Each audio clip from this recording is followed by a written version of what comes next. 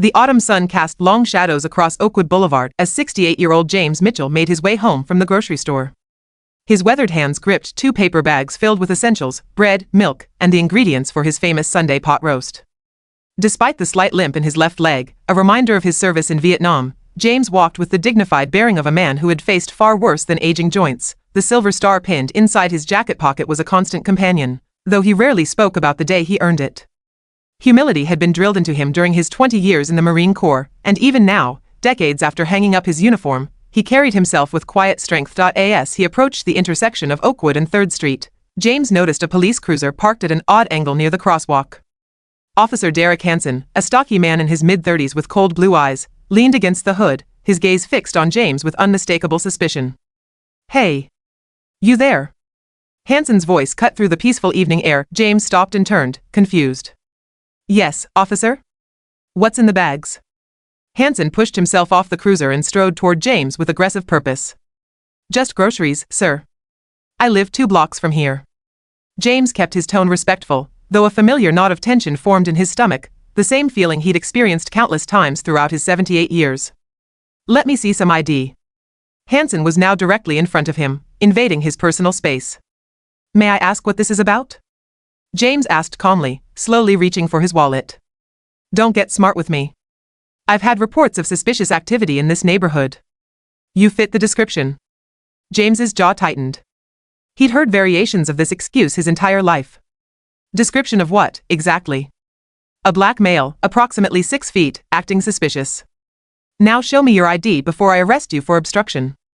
Hansen's hand moved to his belt. Hovering near his handcuffs, James carefully set down his grocery bags and produced his driver's license. "I'm just walking home, officer. I've lived in this neighborhood for 40 years. Hansen barely glanced at the ID. "This could be fake. Turn around and put your hands on the car." "Officer, this is unnecessary," I said. "Turn around." Hansen grabbed James's arm and wrenched it behind his back with excessive force. The elderly veteran gasped in pain as his shoulder joint protested. "You're hurting me." James tried to pull away instinctively, and that was all the excuse Hansen needed. The officer swept James's legs out from under him, slamming him face-first onto the pavement. James's cheekbone cracked against the concrete, sending a sharp pain through his skull. Blood trickled from a cut above his eye. "Resisting arrest. You're under arrest for resisting arrest and assaulting an officer." Hansen pressed his knee into James's back, grinding the old man's chest into the rough sidewalk. Several neighbors emerged from their homes, phones raised, recording the brutal scene. Mrs. Chen from across the street was already on the phone with 911, her voice shaking as she described what she was witnessing. 20 minutes later, at the Oakwood Police Department headquarters, Captain Marcus Mitchell sat in his office reviewing case files. At 42, Marcus had risen through the ranks through dedication, intelligence, and an unwavering commitment to justice. His walls were decorated with commendations and a large photograph of him in his dress uniform, standing beside his father, James Mitchell. On his police academy graduation day, his desk phone rang. "Captain Mitchell." "Captain, this is dispatch. We have a situation. Officer Hansen just brought in a suspect, but there's been multiple civilian complaints and video footage being sent to the media. The suspect claims excessive force." Marcus pinched the bridge of his nose. Hansen had been a problem before, several complaints about aggressive behavior, particularly toward minorities. "What's the suspect's name?" There was a pause. "James Mitchell, sir. Age 68. Address is..." The file folder slipped from Marcus's hands, papers scattering across his desk. "What did you say?" "James Mitchell." "Captain, the address matches." Marcus was already on his feet, his chair crashing backward. "Where is he?" "Which holding cell?" "Sir, he's in interrogation room 2. "But Captain..." Marcus didn't wait to hear the rest. He burst out of his office and ran down the corridor, his heart pounding in his ears. Officers jumped out of his way, startled by their usually composed captain sprinting through the station. Marcus slammed open the door to interrogation room 2. His father sat handcuffed to the table, blood dried on his face, his left eye swollen nearly shut. James's shirt was torn, and Marcus could see the beginning of bruises forming on his father's arms. "Dad." Marcus rushed to his father's side, immediately working to unlock the handcuffs. James looked up, relief flooding his battered face. "Marcus. I tried to tell them, don't talk. We're getting you to a hospital right now." Marcus's hands shook as he freed his father. His voice was barely controlled rage. "Who did this to you?" Before James could answer, Officer Hansen walked in, carrying a clipboard. He froze when he saw Captain Mitchell cradling the suspect with unmistakable tenderness. "Captain?"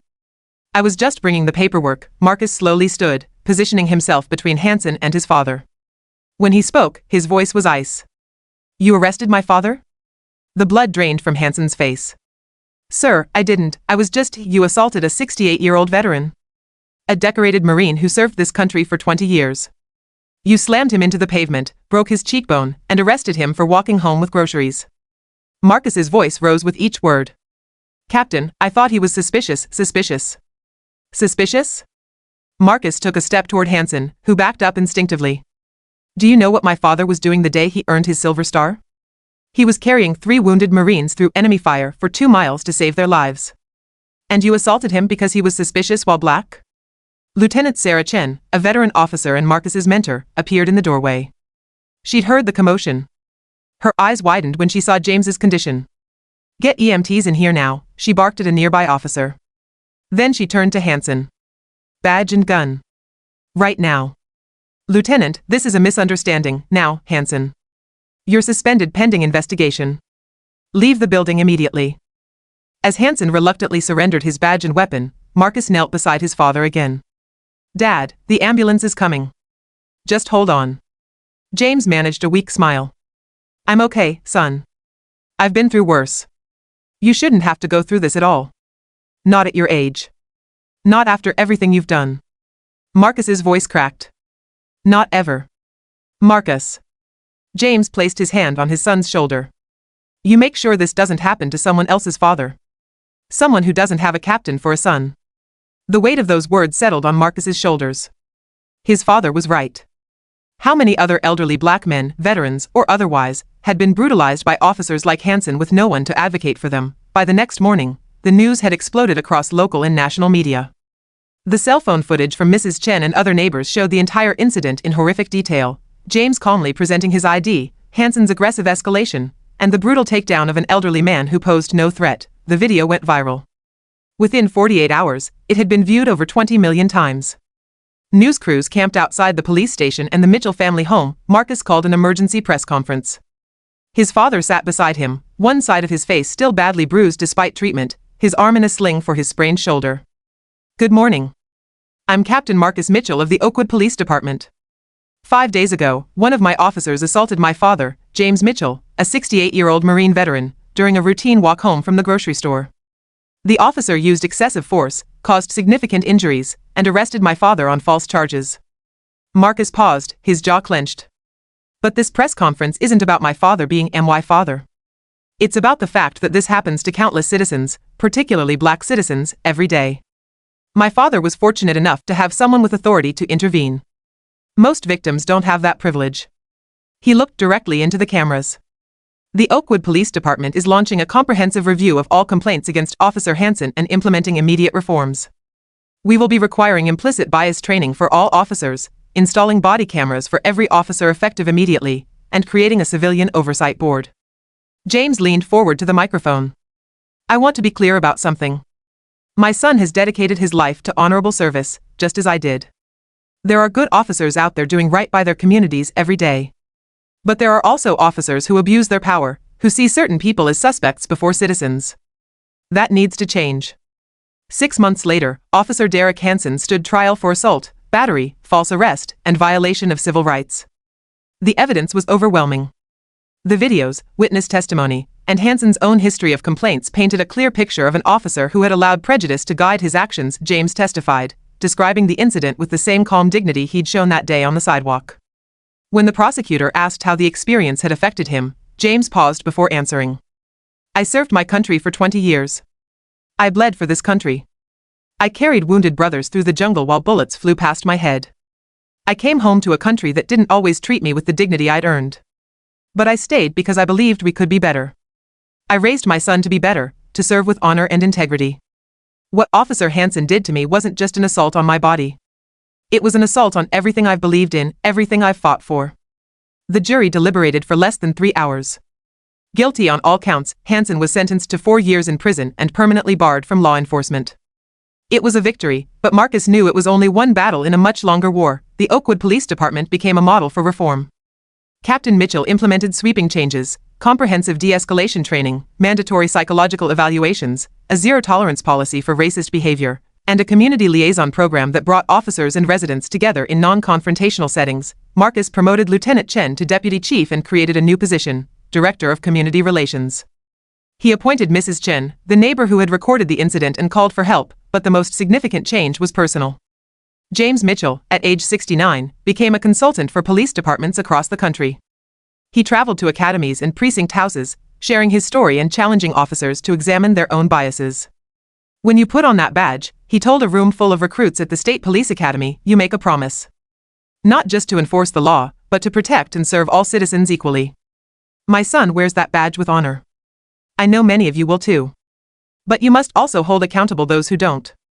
Silence in the face of injustice makes you complicit. One young recruit raised her hand. Mr. Mitchell, how can you still believe in law enforcement after what happened to you? James smiled, that same patient smile he'd shown through decades of adversity.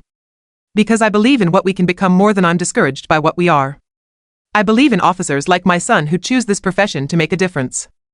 I believe in young people like you who want to do better. Change is possible, but only if good people refuse to accept the status quo. On a cool autumn evening, exactly 1 year after the incident, a ceremony was held at Oakwood City Hall. James Mitchell stood at the podium, his injuries long healed, wearing his old Marine dress uniform with his silver star prominently displayed. The mayor presented him with the city's highest civilian honor for his work in police reform and community advocacy. But James deflected the praise. This award doesn't belong to me alone.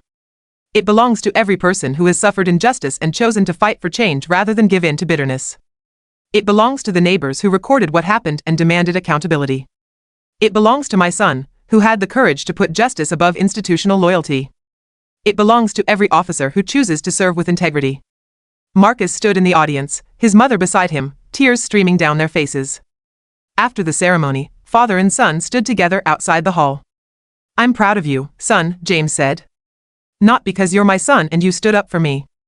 But because you're using your position to make real change. Marcus embraced his father carefully, mindful of the lingering soreness that would probably never fully fade. I learned from the best, Dad. You taught me that honor means nothing if it's not backed by action. As they walked to their cars, a young black teenager approached nervously. Excuse me, are you Mr. Mitchell? The veteran? James nodded. I am. I just wanted to say thank you. My dad's a transit worker, and last month a cop tried to hassle him for no reason.